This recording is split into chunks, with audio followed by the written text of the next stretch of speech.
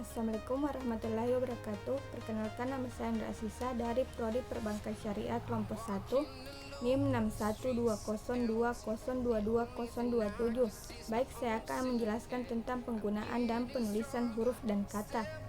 Yang pertama, pemakaian huruf atau cukup jelas. Yang kedua, pemakaian huruf kapital dan huruf miring. Bagian A, huruf kapital. Nomor 1. Huruf kapital dipakai sebagai huruf pertama kata pada awal kalimat atau cukup jelas.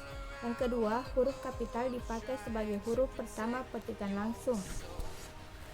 Yang ketiga, huruf kapital dipakai sebagai huruf pertama dalam ungkapan yang berhubungan dengan nama Tuhan dan kitab suci, termasuk kata ganti untuk Tuhan, misalnya Yang Maha Kuasa, Yang Maha Pengasih. Nomor 4, huruf kapital dipakai sebagai huruf pertama nama gelar, kehormatan, keturunan, dan keagamaan yang diikuti nama orang. Misalnya Haji Agus Sultan Hasanuddin.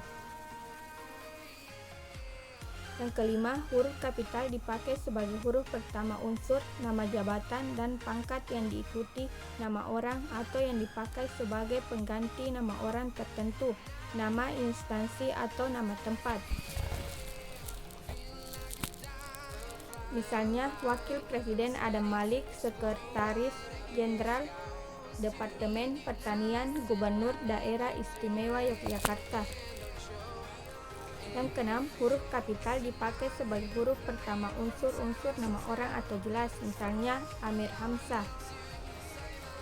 Jika nama orang seperti diesel dan ampere dipakai untuk nama benda atau satuan, maka ditulis dengan huruf kecil, misalnya mesin diesel dan ilmu ampere.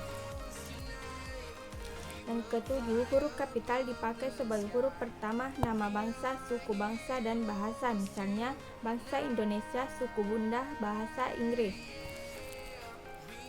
Yang ke-8, huruf kapital dipakai sebagai huruf pertama nama, tahun, bulan, hari-hari raya, dan peristiwa sejarah yang dipakai sebagai nama, misalnya tahun hijrah, bulan Agustus, hari Jumat, hari Galungan, proklamasi kemerdekaan Indonesia.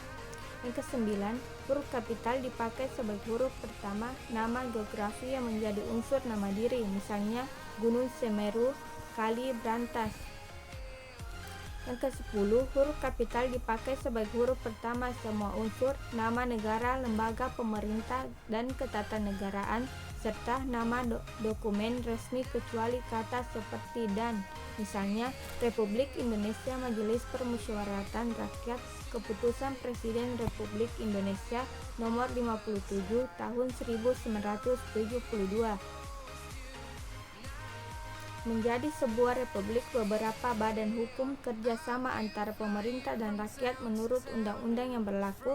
Nomor 11, huruf kapital dipakai sebagai huruf pertama setiap unsur bentuk ulang sempurna yang terdapat pada nama badan, lembaga pemerintah, dan ketatanegaraan serta dokumen resmi, misalnya Yayasan Ilmu-Ilmu Sosial, Rancangan Undang-Undang Kepegawaian. Nomor 12, huruf kapital dipakai sebagai huruf pertama semua kata termasuk semua unsur kata ulang sempurna di dalam nama buku, majalah, surat kabar, dan jumlah karangan kecuali kata seperti di, ke, dari, dan yang untuk yang tidak terletak pada posisi awal, misalnya saya telah membaca buku dari Ave Maria ke jalan lain ke Roma. Yang ke-13, huruf kapital dipakai sebagai huruf pertama unsur singkatan nama gelar, pangkat, dan sapaan, misalnya DR, MA, TN, NY, dan SDR. Yang ke-14, huruf kapital dipakai sebagai huruf pertama kata penunjuk hubungan kekerabatan seperti bapak, ibu, saudara, kakak, adik, dan paman yang dipakai dalam penyapaan dan pengacuan.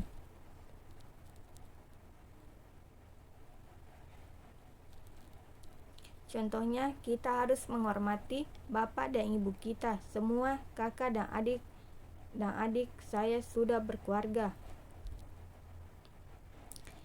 Yang ke-15, huruf kapital dipakai sebagai huruf pertama kata ganti Anda, misalnya surat Anda telah kami terima. Bagian B, huruf miring. Nomor 1, huruf miring dalam cetakan dipakai untuk menuliskan nama, buku, majalah, dan surat kabar yang dikutip dalam tulisan, misalnya majalah Bahasa dan Kesusastraan, surat kabar, pikiran rakyat. Yang kedua, huruf miring dalam cetakan dipakai untuk menegaskan atau menghususkan huruf, bagian kata, atau kelompok kata. Misal huruf pertama kata abad ialah A, ia bukan menipu tetapi ditipu. Nomor 3, huruf miring dalam cetakan dipakai untuk menuliskan kata nama ilmiah atau ungkapan asing kecuali yang telah disesuaikan ejaannya. Yang ketiga, penulisan kata. Bagian A, kata dasar atau cukup jelas. Bagian B, kata turunan. Nomor 1, imbauan atau awalan sisipan akhiran ditulis serangkai dengan kata dasarnya cukup jelas.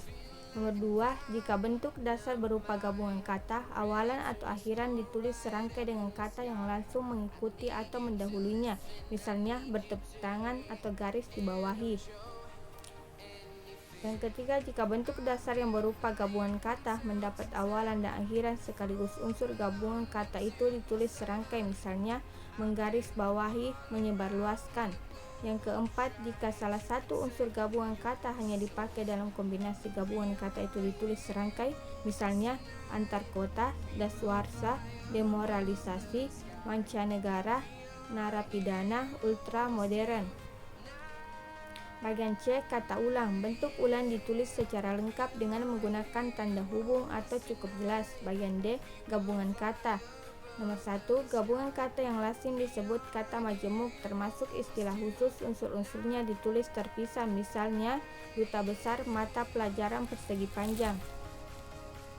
Yang kedua, gabungan kata termasuk istilah khusus yang mungkin menimbulkan kesalahan pengertian dapat ditulis dengan tanda hubung untuk menegaskan pertalian unsur yang bersangkutan, misalnya buku sejarah baru, mesin hitung, tangan, ibu bapak kami.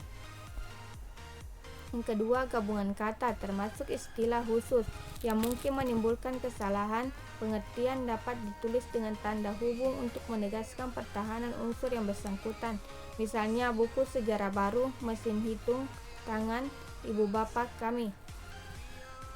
Gabungan kata berikut ditulis serangkai, misalnya acap kali, ada kalanya, daripada, kepada, dari, dharma wisata, duka cita, olahraga, peribahasa, sapu tangan, segitiga, dan sukarela. Bagian E, kata ganti ku, kau, mu, dan nya. Kata ganti ku dan kau ditulis serangkai dengan kata yang mengikutinya. Ku, mu, dan nya ditulis serangkai dengan kata yang mendahulunya atau cukup jelas. Bagian F, kata depan di, ke, dan dari. Kata depan di, ke, dan dari ditulis terpisah dari kata yang mengikutinya, kecuali di dalam gabungan kata yang sudah lazim dianggap sebagai satu kata seperti kepada dan daripada. Misalnya di mana, dari mana, keluar, kemana. Bagian G, kata si dan sang. Kata si dan sang ditulis terpisah dari kata yang mengikutinya, misalnya harimau itu marah sekali kepada sang kancil, surat itu dikirimkan kembali kepada si pengirim. Bagian H, partikel. Nomor 1, partikel lah, kah, dan tah ditulis serangkai dengan kata yang mendahulunya atau cukup jelas. Yang kedua, partikel pun ditulis terpisah dari kata yang mendahulunya, misalnya jika ayah pergi, adik pun ingin pergi.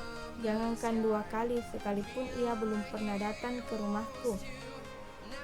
Nomor 1, singkatan dan akronim. Nomor 1, singkatan ialah bentuk yang dipendekkan yang terdiri atas satu huruf atau lebih. Bagian A, singkatan nama orang, nama gelar, sapaan, jabatan atau pangkat diikuti dengan tanda titik. Misalnya SH Kramawijaya Sukanto STTS Sukanto SS Bapak dan Kol.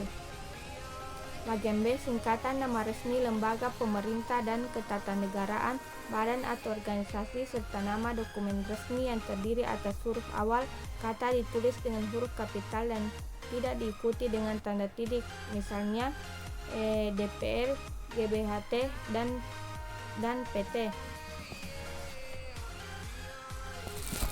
Baik, itulah pemaparan saya. Sekian, lebih dan kurangnya mohon dimaafkan. Wabillahi taufiq wal hidayah. Wassalamualaikum warahmatullahi wabarakatuh.